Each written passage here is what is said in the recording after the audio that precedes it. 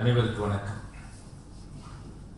போற்றுதலுக்குரிய இந்த நிகழ்ச்சியின் தலைவர், குடிசாமியுடைய தலைவர் இன்ஜினியர் பொன்னுசாமி அவர்களே, இன்றைய கதாநாயகனாக நம்ம எல்லாம் அழைத்து அவருடைய கண்டுபிடிப்புகளை எல்லாம் நமக்கு காட்டியிருக்கிற திரு கண்ணன் அவர்களே, அன்பிற்குரிய பல்வேறு நிறுவனங்களில் வந்திருக்கிற சகோதர சகோதரிகளே, உங்கள் அனைவருக்கும் வணக்கம். தலைவர் அவர்கள் பொன்னுசாமி அண்ணா அவர்கள் கண்ணனுடைய கண்டுபிடிப்புகளை பற்றியும் அதனுடைய அப்ளிகேஷனை பற்றியும் கிளியராக சொல்லிட்டார். நான் ஒரு இன்ஜினியர் கிடையாது, ஆனால் அவர் சொல்கிற பொழுது இது ரொம்ப ஈஸியாக இருக்கே, இதெல்லாம் நம்ம தெரிஞ்சிட்டோம்னா இன்டர்வியூக்கு வரவங்க கேள்வி கேட்கறதுக்கு ஈஸியாக இருக்குமே அப்படின்னு நான் நினைச்சேன். அதனால அந்த இன்ஜினியர் அப்ளிகேஷன் இருக்கு பாருங்க, எசென்சியல் ஃபார் மீ, அதை நான் வாங்கிக்கலான்னு முடிவு பண்ணிட்டேன். அதனால போட்டு வச்சுட்ட உடனே கேட்கறவங்களுக்கு யார் வேணாலும் கேள்வி கேட்க. வாழ்க்கையில சாதிக்கிறதுக்கு நான் பார்த்தேன்னா ரெண்டு விதமான மனிதர்களை பார்க்கிறேன். ஒன்று having 1000% knowledge in one subject, having 1000% knowledge in one subject, having 1% knowledge in 1000 subjects. இந்த ரெண்டு கேட்டகரியான மனிதர். ஒன்னை பத்தி 1000 மடங்கு எது வேணாலும் பேசலாம், அதை பத்தி வெளியே தெரியும். பகீரத முயற்சி திரு கண்ணன் அவர்கள் இருக்கிறது தெரிஞ்சது. அதை சொல்ற போது தன்னுடைய குழந்தைகளை எப்படி ஒரு தாய் சொல்ற மாதிரி ரொம்ப எக்ஸ்பிளனேஷன் பண்றாங்க. அதனால இந்த ஒரு இன்ஜினியரிங் உலகம் எல்லாமே பார்க்கிற போது ஒரு பெரிய போட்டி இருக்கு. என்ன போட்டினா வியாபார போட்டி, எல்லாத்துக்கும் போட்டி. ஒவ்வொரு நாள் ஆப்பிரிக்கா காட்டிலிருந்து ஒரு சிங்கம் எழுந்திருக்கிறது. எதை நினைத்துக் கொண்டு எழுந்திருக்கிறது என்று கேட்டால், நான் மானை விட வேகமாக ஓட வேண்டும், அப்பொழுதுதான் எனக்கு சாப்பாடு கிடைக்கும் என்று சிங்கம் எழுந்திருக்கிறது. மான் என்ன நினைத்துக் கொண்டு எழுந்திருக்கிறது, நான் சிங்கத்தை விட வேகமாக ஓட வேண்டும், அப்பொழுதுதான் உயிர் தப்பிக்க முடியும் என்று மான் எழுந்திருக்கிறது. இந்த இடத்துக்கு நாம் மானாக இருக்கிறோமா சிங்கமாக இருக்கிறோம் என்பது முக்கியம் அல்ல, நம்மால் வேகமாக செயல்பட முடிகிறதா என்பதுதான் முக்கியம். ஒரு காலத்துல slow and steady wins the race சொன்னான். இப்போ ஃபாஸ்ட் அண்ட் பர்ஃபெக்ட் தான் வின்ஸ் தி ரேஸ். வேகமாக இருக்க வேண்டும், சரியாக இருக்க வேண்டும். ஒரு ரெக்வஸ்ட் கேட்டா ஒரு காஸ்டிங் போட்டு கஸ்டமருக்கு 10 நாள் கழிச்சு கொடுத்தா 15 நாள் கழிச்சா கஸ்டமர் ஓடிடும். உண்மை கிடையாது. நிறைய பேர் அப்படி பார்க்கிறோம். அதனால இங்க ரூட்ஸ் காஸ்ட்ல இருந்து முக்கியமான அதிகாரிகள் வர சொல்லி பாருங்க, இது எப்படி யூஸ் பண்ணலாம்னு பாருங்க. நொடியில் வேகமாக slow and study won't win the race, fast and perfect only wins the race.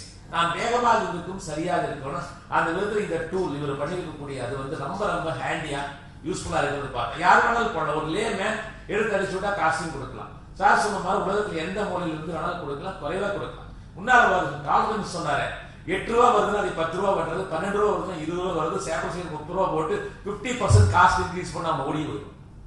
பாருங்க, நிறைய மார்க்கெட்லேயே பாருங்க, டீ 8 ரூபாய்க்கு வித்துட்டு இருந்தாங்க.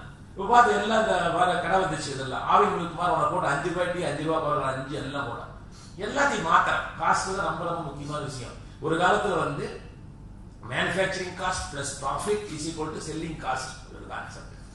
என்ன வேலை நான் விற்கிறதுக்கு நான் செலவு பண்றதுக்கு என்னோட உற்பத்தி 50 ரூபா, லாபம் 5 ரூபா 55 ரூபாய்ன்னு சொன்னேன். இப்பெல்லாம் கிடையாது. கஸ்டமர் எல்லாம் உங்களுக்கு எல்லாம் தெரிஞ்சு எந்த கஸ்டமர் காசு கொடுக்க மாட்டான். இது என்னுடைய ஃபிக்ஸ்டு பிரைஸ், இதுதான் பிரைஸ். அதுல இருந்து price minus manufacturing cost equal to profit. அது மைனஸ் வரும். அதனால ஒரு கம்பெனி சர்வைவ் ஆகிறதுக்கு இந்த ரொம்ப ரொம்ப உபயோகமா இருக்கு. நிறைய போய் தலை சுத்தி வாயில போடுறதுல இல்லை. ஒரு காலத்துல இந்த சென்டிமெண்ட் எல்லாம் பிசினஸ் இல்லாம டக்குன்னு உள்ள போற அவன் ஜெயிக்கிறான், மூலக்காரன் ஜெயிக்கிறான். அதுதான் சொல்லுவாங்க, ஹார்ட் ஒர்க்னு ஒரு கான்செப்ட் மாதிரி ஸ்மார்ட் ஒர்க் வந்துருச்சு. Don't work hard, work smart. அது போல ஸ்மார்ட் ஒர்க்குக்கு இந்த 3 சாஃப்ட்வேர் ரொம்ப ரொம்ப உபயோகமா இருக்கு. அது உண்மையா ஒரு நான் என்ஜினியரா என்னால இதை சொல்ல முடியும். அதான் சார் கிட்ட சொன்னேன். ஏன்னா ஸ்டூடெண்ட்ஸ் எல்லாம் நிறைய பேர் இருக்கிறோம். இவர் அண்ணா பொன்னுசாமி என்ன கூட நான் president of Coimbatore productivity council. இவர் கண்ணன் இன்விடேஷன் கொடுக்க வரும்போதே நான் ப்ரொடக்டிவிட்டி கவுன்சிலுடைய மெம்பர்ஸ் எல்லாம் கூப்பிடுறேன், இதை பிரசென்ட் பண்ணுங்க. எல்லாத்துக்கும் தெரியுது. ஏன்னா நமக்கு நம்முடைய பெருமைகள் தெரியவே தெரியாது. 3 ஆப்பிள்கள் இந்த உலகத்தின் தலைவிதியை மாற்றியது. ஒன்று ஆதாம் ஏவாள் சாப்பிட்ட ஆப்பிள், அது உண்மையா பொய்யான்னு தெரியாது. அவங்க மட்டும் அந்த வேலையை செய்யாம இருந்திருந்தா இல்லையா, யாருக்கு தொந்தரவு இல்லை இருக்கிறீங்க. 2வது ஆப்பிள் ஐசக் நியூட்டனுடைய ஆப்பிள் பழம் மேல இருந்து கீழே விழுந்தது. எல்லாரும் எடுத்து சாப்பிட்டா ஒருத்த மட்டும் கேட்டான், ஏன்டா பழுக்குது, ஏன்டா மேல இருந்து கீழே விழுகுதுன்னு கேட்டான். அவன் ஐசக் நியூட்டன். 3வது ஆப்பிள் ஸ்டீவ் ஜாப்ஸோட ஆப்பிள் கம்ப்யூட்டர் கார்பரேஷன் உள்ளங்கைக்குள்ள உலகம் வந்துருச்சு. WW போட்ட உலகத்தில் எதை வேணாலும் பார்க்கலாம். அது போல ஒரு பெரிய மாற்றங்கள், சின்ன சின்ன மாற்றங்களா இருக்கலாம். நான் கூட நிறைய பத்திரிகையாளர்களுடைய தொடர்பு இருக்கிறனால அதை பத்தி எழுத சொல்லும். நிறைய பேர் எழுத சொல்லும். நமக்கு நம்மளுக்கு நமக்கு மதிக்க தெரியாது. ஒரு காலத்துல வெளியாடுனா நம்ம மதிக்கிறோம். எந்த கான்செப்டுமே புது கான்செப்ட் ரொம்ப ரொம்ப சிரமம்.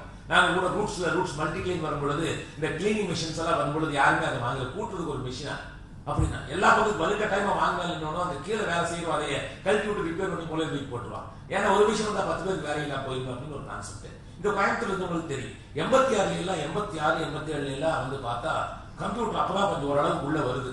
ராஜீவ் காந்தி ரெஜிம்ல கம்ப்யூட்டர் வரும்போது இந்த கோயம்புத்தூர் ரயில்வே ஸ்டேஷன் பக்கம் எல்லாம் நிறைய ரயில்வே எம்ப்ளாயிஸ் எல்லாம் ஸ்ட்ரைக். அப்புறம் வந்து இவங்க யாரு டெலிபோன் எம்ப்ளாயிஸ் ஸ்ட்ரைக், எல்லாருமே ஸ்ட்ரைக். ஏன்னா ஒரு கம்ப்யூட்டர் வந்தா 30 பேருக்கு வேலை இல்லாம போயிருமாமா அப்படின்னு சொல்லி எதிர்த்து எத்தனை பேர் போராடினாங்க இல்லைங்களா. ஆனா இப்போ கம்ப்யூட்டர் இல்லாம இருந்தா எவனுமே வேலை இல்லாங்க. அப்ப வந்து எத்தனை பேருக்கு வேலையே போயிடுச்சு. ஆனா புதிய இது வந்தாலும் சரி அவங்களுக்கு ஒரு ரெசிஸ்டன்ஸ் இருக்கும். ஏதாவது ஒரு காரணம், ஒரு இன்டர் அஜெண்டா இருக்கு. இது வந்துட்டா நமக்கு வேலை இருக்காரா, இல்ல வேற வேலையை சேர்த்து கொடுத்துருவாங்களா, எவ்வளவு சிரமம் இருக்கு. அதை வந்து ரொம்ப புரிஞ்சுக்கணும். அப்ப மக்கள் கிட்ட ஒரு ரெசிஸ்டன்ஸ் இருக்குன்னு சொன்னா அது நல்ல ப்ராடக்ட்னு அர்த்தம். ஒண்ணுமே இல்லை, நான் பார்த்தேன். ஒரு ரெசிஸ்டன்ஸ் இருந்தா நல்ல ப்ராடக்ட். உங்களை பத்தி யாராவது நீங்க ஒரு செயல் செய்யறீங்க, யாருமே உங்களை பத்தி விமர்சிக்கலீங்கன்னா உங்களை யாருமே கண்டிக்கலன்னு அர்த்தம். அப்ப நம்ம ஏதாவது செஞ்சா 4 பேர் குறை சொல்லணும். நிறைய பேர் குறை சொல்றது நிறைய பேர் இருக்கிறது. அந்த குறை சொன்னாலும் சரி கண்டிக்கலாம் சரி அதை எடுத்துட்டு நம்ம ஸ்டெப் பை ஸ்டெப்பா முன்னேறலாம். இந்த மாதிரி ஒரு அழகான 3 ப்ராடக்ட்ஸ் வந்து கொடுத்துருக்கிற இண்டஸ்ட்ரீஸ்க்கு வந்து முன்னுக்கு கொண்டு வரலாம். ப்ரொடக்டிவிட்டி இம்ப்ரூவ் பண்ணலாம், குவாலிட்டி இம்ப்ரூவ் பண்ணலாம், காஸ்ட்டை குறைக்கலாம், கஸ்டமர் ரீச் ஆகலாம். அப்படிப்பட்ட கண்ணன் அவர்களுக்கு நான் என்னுடைய பாராட்டுகளை தெரிவித்துக் கொள்கிறேன். எல்லாத்துக்கும் ரீச் ஆகணும் தான் பெரிய முக்கியம். அது காலேஜ் ஸ்டூடெண்ட்ஸ், இன்ஜினியரிங் ஸ்டூடெண்ட்ஸ் தெரியுது. நிறைய பக்கம் வந்து 3 விதமான கல்வி முறை நம்ம நாட்டில் பார்க்கறதுனா எஜுகேஷன் ஃபார் எக்ஸாமினேஷன், பரிசு எழுதிக்கு மறந்துடுறது. எஜுகேஷன் ஃபார் எம்ப்ளாய்மெண்ட், வேலைக்கு போனது தூங்க ஆரம்பிச்சது. எஜுகேஷன் ஃபார் லைஃப் கிடையாது. நிறைய பேருக்கு தெரியும். நானே நிறைய பேர் இன்டர்வியூ பண்ற போதெல்லாம் பார்த்தோன்னா இந்த லேர்னிங் வந்து ரொம்ப ரொம்ப கம்மியா இருக்கு. இந்த லேர்னிங்ல வந்து 4 டைப்ஸ் ஆஃப் லேர்னிங் சொல்லுவோம். ஒன்னு இன்ஃபர்மேஷன் லேர்னிங், இன்டகிரேட்டட் லேர்னிங், இன்னொன்று இன்ஸ்பிரேஷன் லேர்னிங், 4வது வந்து எம்பவர்மெண்ட் லேர்னிங். எம்பவர்மெண்ட் லேர்னிங்னா இன்ஃபர்மேஷன் லேர்னிங் என்ன சார், எல்லாத்தையும் கலெக்ட் பண்ணி பரிசு எழுதி மறந்துடுறது. இன்டகிரேட் லேர்னிங்னா படிச்சத லைஃபோட. அதனால இந்த எதுக்கு சொல்றோம்னா இந்த எசென்சியல் ஃபார் மீ அப்படிங்கிறது மெக்கானிக்கல் இன்ஜினியர்ஸ்க்கு எல்லா இன்ஜினியர்ஸ்க்குமே இது ரொம்ப ரொம்ப யூஸ் ஆகுது. இப்போ வந்து நிறைய வந்து இதெல்லாம் வந்தவரை நிறைய பேர் நம்ம மறந்துட்டோம். புரியுது, யாருடைய மெமரி பவரே லாஸ் ஆயிடுச்சு. யாருடைய மெமரி பேரு வந்து யாருடைய மொபைல் நம்பர் கிடையாது. அப்பெல்லாம் 30 டிஜிட் 40 டிஜிட் யாரும் வச்சிருப்பான். உடனே கொஞ்ச நாளுக்கான உன் பேர் என்ன கூட சரி எடுத்து செக் பண்ணிட்டு புரியுதா என் பேரு தான் சொல்ல முடியுமா. இருந்தாலும் வேகமா வளர்ந்துருக்கு உலகத்துல போட்டிகளை சமாளிக்கிறதுக்கு, துரிதமாக வந்து செயல்படுவதற்கு. ஏன்னா கஸ்டமர் நெவர் வெயிட்ஸ், வெயிட் பண்ண மாட்டான். பெட்ரோல் பங்க்ல இருக்கிறான்னா 1 நிமிஷம் வெயிட் பண்ண அவனுக்கு தயாரா இல்லை. ஏன்னா கஸ்டமர் காத்துட்டு இருக்க மாட்டான். ஹோட்டல் கடையில் போய் உட்கார்ந்துருக்கோம், லேட்டானா யாருக்குமே பிடிக்காது, வேற எங்க வேணாலும் போயிருப்பான். ஆக கஸ்டமரை ஃபீட் பண்ற மாதிரி இந்த 3 சாஃப்ட்வேர் இருக்காரு. இவர் இதோட நிறுத்திடக்கூடாது. தொடர்ந்து அடுத்தடுத்து மேற்கொண்டு என்ன கண்டுபிடிக்க முடியுமோ அதை தொடர்ந்து கண்டுபிடிக்கிறது. நேற்று கூட இந்த கண்டுபிடிப்பு சம்பந்தமா நான் புக்ல பார்த்துருக்கும் போது ஒருத்தர் சொன்னாரு, ஒரு புதுசா கண்டுபிடிச்சிருக்கேன். என்ன அப்படின்னா ரொம்ப லான்ச் பண்ண. என்ன லான்ச் அப்படின்னா இப்ப வந்து என்னாச்சுன்னா இந்த இடத்துக்கு வந்து அது ஒரு மொபைல் சார்ஜ் இந்த ரூம்ல ஒன்று இருந்துச்சுன்னா எல்லா போனும் ஆட்டோமேட்டிக்கா சார்ஜ் ஆகிப்பான். போய் மாட்டவே வேண்டியது. ஆமா, எப்படி வந்து உடனே அனுமானம் வந்தது. ட்ரெயின்லாம் ஒரு கம்பார்ட்மெண்ட்ல ஒன்று மாட்டிடுவாங்க. ஏன் எவ்வளவு பேர் மொபைல், எல்லா பக்கம் மொபைல் இல்லாம யாருமே கிடையாது. மொபைல் அவ்வளவு இதாகி போச்சு. அதுல ஏதாவது சில அப்ளிகேஷன்ஸ் நீங்க கண்டுபிடிக்கலாம். ஸோ அப்படி வேகமா வளர்ந்துச்சு.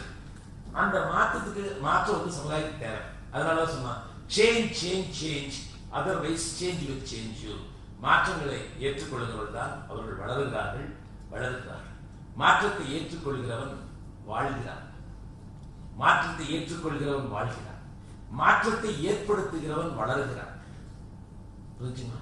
நான் மாற்றத்தை ஏற்றுக்கொள்கிறேன்னா மாற்றத்தை ஏற்படுத்துகிறான் முக்கியம். திரு கண்ணன் அவர்கள் ஒரு மாற்றத்தை ஏற்படுத்தி நம்முடைய கோவை இண்டஸ்ட்ரீஸ் மட்டுமல்ல இந்தியா முழுக்க அந்த ப்ராடக்டை கொண்டு போகலாம், உலகளே கொண்டு போகலாம்.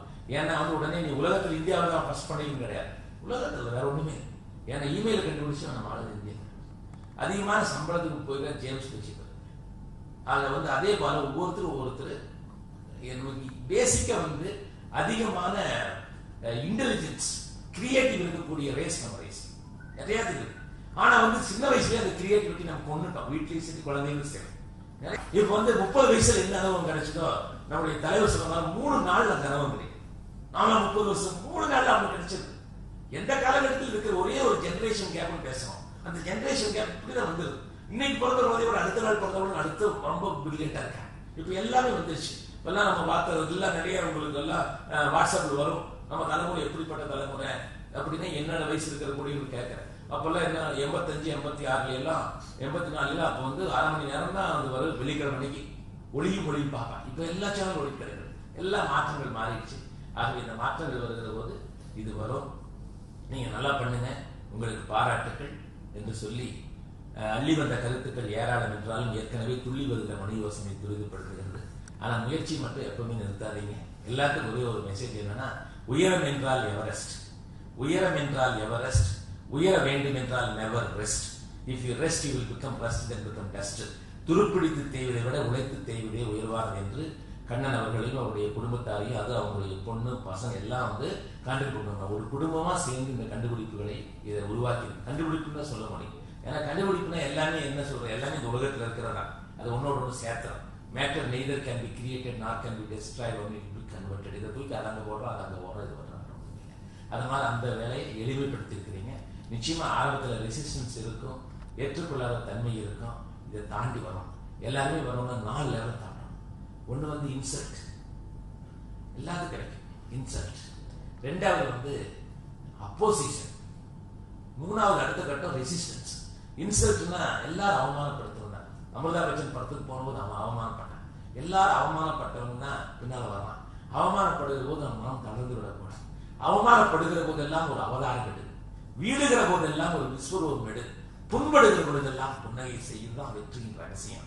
ஒண்ணு வந்து அதுதான் அவமானம். அதுக்கடுத்து என்ன சொன்ன, ரெசிஸ்டன்ஸ்னா அப்போசிஷன். எல்லாரும் எதிர்த்து பேசுவது ஒன்றும் கிடையாது. அதை தூக்கி இதில் போட்டார், இதை தூக்கி இதில் போட்டார், எங்க புதுசா போட்டார். அதுக்கடுத்து அப்போசிஷன் அப்படின்னா, ரெசிஸ்டன்ஸுக்கு அப்போசிஷன். அப்போசிஷனா டைரக்டா சொல்லுவோம், ரெசிஸ்டன்ஸ்னா சரி சரின்னா செய்ய மாட்டேன். அதுக்கடுத்து அக்செப்டன்ஸ், 5வது வந்து அக்செப்டன்ஸ் சொல்லுவோம், அதுக்கு மேலே அக்செப்ட் பண்ண மாட்டேன். அதுக்கடுத்து 5வது அப்ரிசியேஷன். இது எல்லாமே வேலை செஞ்சாலும் சரி, புதுசா கண்டுபிடிச்சாலும் சரி, ஒரு புது ப்ராடக்ட் போனாலும் சரி, புதுசா லான்ச் பண்ணாலும் சரி, புதுசா ஒரு விஷயம் சொன்னாலும் சரி, இன்சல்ட் இருக்கும், அப்போசிஷன் இருக்கும், ரெசிஸ்டன்ஸ் இருக்கும், அக்செப்டன்ஸ் இருக்கு, அப்ரிசியேஷன் இருக்கு. இந்த 5 லெவலில் கடந்தவங்க தான் சாதனை பண்றாங்க. அதற்கான பொறுமை இருக்கணும். ஒன்னே ஒன்று, நம்முடைய கடமை எப்ப செஞ்சாலும் கூட எல்லாரும்